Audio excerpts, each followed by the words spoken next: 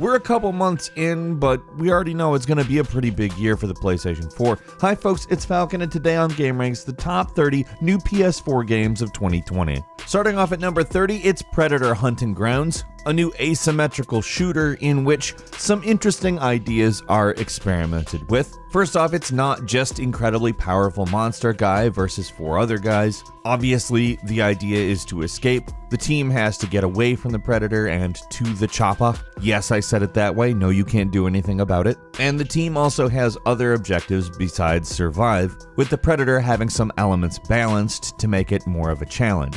For instance, all of his abilities and weapons are tied to a single battery. I don't know, this one's got some serious potential. They're doing a multiplayer trial on March 27th, and Predator Hunting Grounds will fully launch April 24th. At number 29 is Marvel's Iron Man VR, an exclusive PSVR game in which you play as Tony Stark in the Iron Man suit. Now, obviously watching somebody else play a VR game isn't quite the same as playing it yourself, but what we've seen of it is pretty impressive. It looks like it's a lot of fun. The presentation I've watched where they've done a demo, the person playing the game tends to get involved in it to a point where they stop listening to the other people, and I take that as a good sign because I want to fly around as Iron Man. I want to shoot lasers out of my hands. It sounds like a good time. And you know I'm going to be giving it a shot when it comes out on PlayStation 4 May 15th. At number 28 is Persona 5 Royal, which isn't just adding a few more characters or a few more scenarios, it's adding another semester to the game.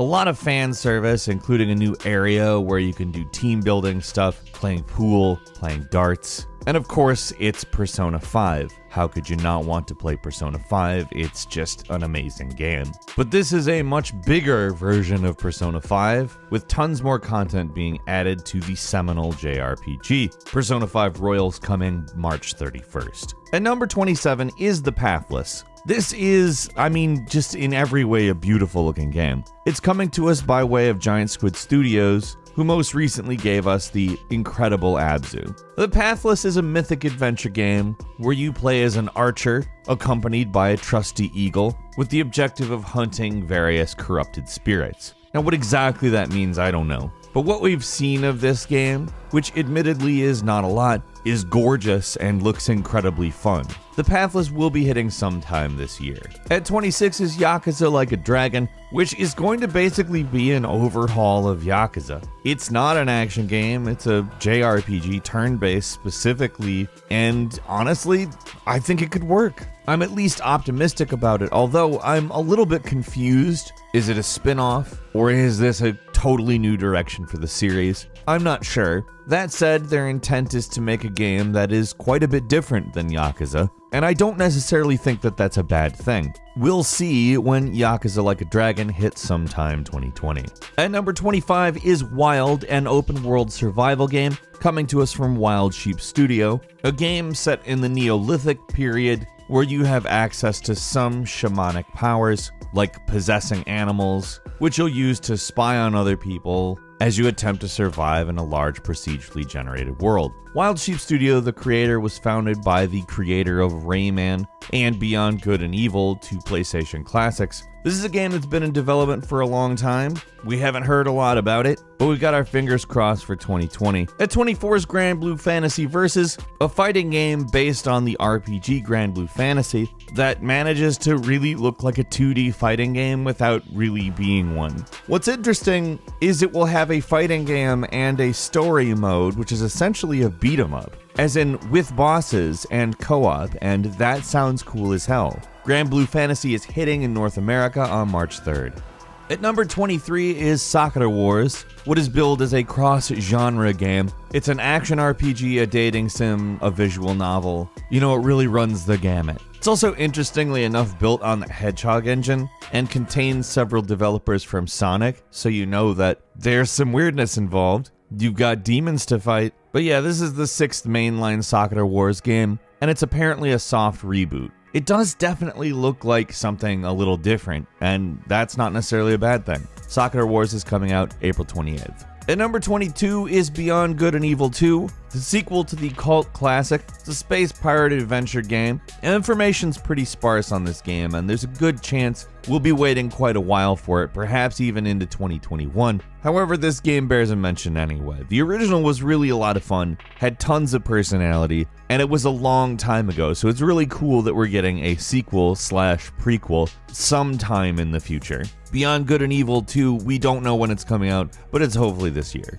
At number 21 is Dreams, the game/art creation thing. I've been playing Dreams for a while now. I really enjoy it. I did the before you buy for it. It's oddly intuitive, it's really cool looking, and I'm still not a lot better at it. However, there's a lot more content growing all the time on this platform, and it's amazing to jump into other people's creations. Sometimes it's astounding when you consider the idea that a game is basically just something somebody made in their free time. If you're interested in more on that, look at my before you buy. Dreams is already out. It's definitely worth the ticket price. At number 20 is Dragon Ball Z Kakarot, a retelling of the Dragon Ball saga as an open world game. Now, this game is not without its flaws. However, it's also really probably the definitive video game retelling of this saga. On top of that, it's a lot of fun with a few novel approaches at some RPG staples that in a lot of ways keeps it simple without being dumb. Dragon Ball Z Kakarot is out now. At number 19, it's MLB The Show 20, the latest iteration of the Major League Baseball game. Vastly expands the minor league, which was previously very generic, now has fully licensed players. It will be interesting to see what they do after last year's game, which was pretty good and received a fair amount of praise. MLB The Show 20 is coming out March 17th. At number 18 is Outriders, which comes to us from People Can Fly, the developers of Bulletstorm and Gears of War Judgment. Outriders looks to maintain a fair amount of influence from Gears of War. Outriders is a 3-player co-op centric title set in a post-apocalyptic world. It also has a fair set of RPG elements. I don't know, it looks really intriguing to me, and I definitely want to give it a shot when it comes out sometime this year. At number 17 is Ubisoft's Gods and Monsters, coming to us from the creators of Assassin's Creed Odyssey. It is taking a very clear influence from Legend of Zelda Breath of the Wild, of course. However, it's obviously steeped in Greek mythology, and we don't know exactly to what extent it will be following the Breath of the Wild formula. My guess is play-wise, it's probably going to be a little bit closer to Assassin's Creed Odyssey, with some Breath of the Wild elements thrown in. We don't have a release date, it is hitting sometime this year though, and we're looking forward to it a great deal.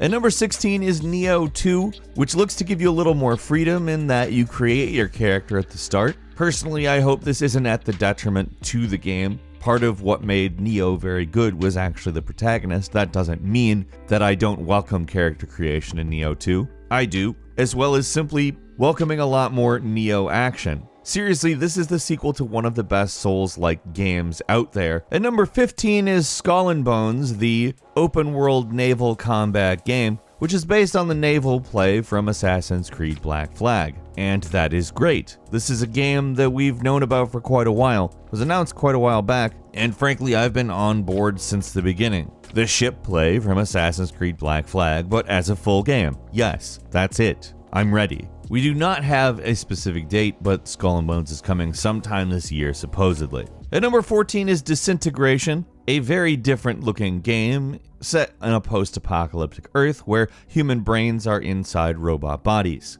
The game is touting the idea of a grave cycle, which is a hover motorcycle that's pretty cool. And the world itself it exists in is pretty cool. Obviously, we're going to need more. Information is kind of minimal now, but the trailers look phenomenal. Disintegration is coming sometime this year. At number 13 is Kerbal Space Program 2, an ambitious upgrade coming to us from Star Theory Games, a different developer, where we'll be seeing a large amount of new types of propulsion, we'll be seeing colonies. Honestly, it looks like a pretty drastically expanded game, which is what we need from a new developer trying to prove themselves with what is, honestly, just a phenomenal game. We don't have a specific release date, but Kerbal Space Program 2 is coming sometime this year. At number 12 is the Destroy All Humans remake, a game that I am ever so here for. Destroy All Humans is a classic. I love it. I think it's funny. I think it's fun. And I'm extremely excited to see them totally remaking it with all of the original voice acting. For all intents and purposes, it looks like they're sticking pretty close to the original, albeit with much better graphics. And that's what I want. Seriously, if you've never played this game, this is one you have to consider. I love Destroy All Humans. The game's currently slated for spring. We don't have a date yet, but really looking forward to it. At number 11 is Marvel's Avengers, which we've been anticipating for quite a while. We saw a lot of what this game is going to be fairly recently. In a lot of ways, it looks to take some cues from the Spider-Man PS4 game, as well as throwing in a lot of cinematic stuff, some QTEs, and honestly, it looks like it might be shaping up to be a pretty interesting game. The plot is certainly a bit different, taking place after superheroes being outlawed for the most part anyways. It was delayed, but mainly to make the game better before release. It's always hard to criticize that kind of a reason. I would always rather have a better game. And it's coming September 4th. At number 10 is LEGO Star Wars The Skywalker Saga. You have to know what LEGO Star Wars is at this point. It's an action-adventure game with fun gameplay and a lot of silly humor set in the Star Wars saga. This will span the entire 9-movie saga. I know a lot of people are going to enjoy this game, and that's not just children, although children will probably be all over it. In truth, the LEGO Star Wars games have always been a ton of fun. I've always enjoyed them, and I'll play this. We don't have a specific date, but it's coming this year. At number 9 is Watch Dogs Legion, the third in the Watch Dogs series, also possibly the most intriguing scenario. It's set in a post-Brexit alternate future in which London has become a police state. You are setting up the resistance. Of course, CTOS is responsible for everything. And in a police state, that's kind of scary. I think it's honestly a pretty good idea on account the previous games were set in a CTOS rising situation. Obviously, CTOS was implemented, but this is a different ballgame. Watch Dogs Legion will hit sometime this year. At number 8 is Vampire the Masquerade Bloodlines 2, the sequel to the 2004 cult classic video game. Bloodlines 2 takes place in 21st century Seattle, just around Christmas. Essentially, it's an alternate world in which vampires, demons, werewolves, etc. are the driving force behind a lot of the world's events. You're a thin-blood vampire who is transformed in a big attack that rogue vampires caused and are basically thrust into an entirely new world. We don't have a date, but Vampire the Masquerade Bloodlines 2 will be hitting sometime this year. And at number 7 is Elden Ring, the collaboration with From Software and George R.R. Martin that everyone is looking forward to. It's basically an open world take on the genre that From birthed, the Soulsborne, Souls-like, whatever you want to call it genre, with lore and story brought to us by one of the most celebrated modern authors out there, George R.R. Martin. I don't know how you could go wrong with this. It seems like a stretch to imply it could go bad. I'm of course very excited for this one. We don't yet have a specific release date, however it is supposed to come this year. Number 6 is Doom Eternal. I don't really know how on earth you could not want Doom Eternal. The Doom 2016 reboot is a hell of a lot of fun, no pun intended, and this is a bigger version of that with a grappling hook shotgun. I've said it in other videos, grappling hook shotgun is basically all that needs to be said,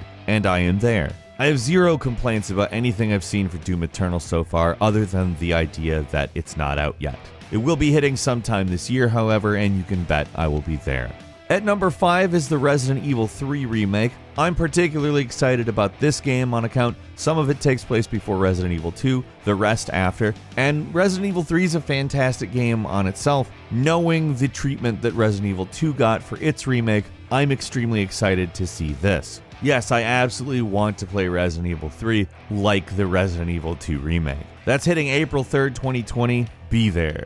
At number 4 is Ghosts of Tsushima, a beautiful looking action-adventure game with elements of stealth and a large open world. The goal that Sucker Punch Productions set out to fulfill was to create something that made you feel like you were becoming a samurai. Of course, in every possible way, I want that. The game is set on Tsushima Island, the last obstacle between the conquering Mongol Empire and mainland Japan. You, Jin, the protagonist, have to learn the way of the ghost. Ghosts of Tsushima will be out in the fall. At number 3 is Cyberpunk 2077. How could you not want this game? I mean, this is basically technology Grand Theft Auto, played from a first-person perspective, with the depth of Witcher 3 Wild Hunt, and perhaps more. This is another game that got delayed by a little while. Again, when a developer wants to achieve a certain quality, however, it's really hard to argue with, but it's going to be hard to wait for September 17th for Cyberpunk 2077 to release.